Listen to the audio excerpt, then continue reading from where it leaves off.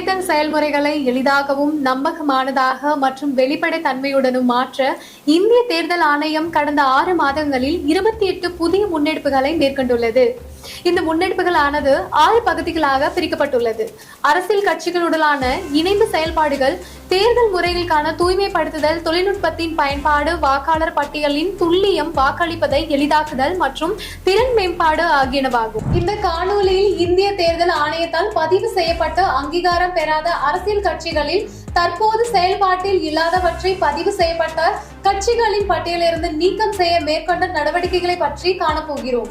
இந்திய தேர்தல் ஆணையம் மேற்கொண்ட இம்முயற்சியின் அடிப்படையில் முதல் கட்டமாக 334 செயல்படாத பதிவு பெற்ற அங்கீகாரம் பெறாத கட்சிகள் இப்பட்டியலிருந்து நீக்கப்பட்டன.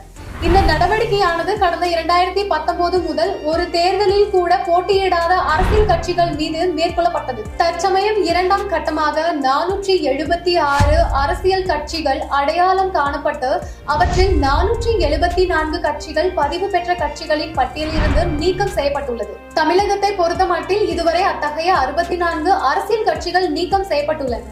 இது போன்ற இந்திய தேர்தல் ஆணையம் தொடர்பான மேலும் புதிய தகவலுக்கு எங்களது அனைத்து சமூக ஊடக தளங்களை பின்தொடரவும் மற்றும் சப்ஸ்கிரைப் செய்யவும்.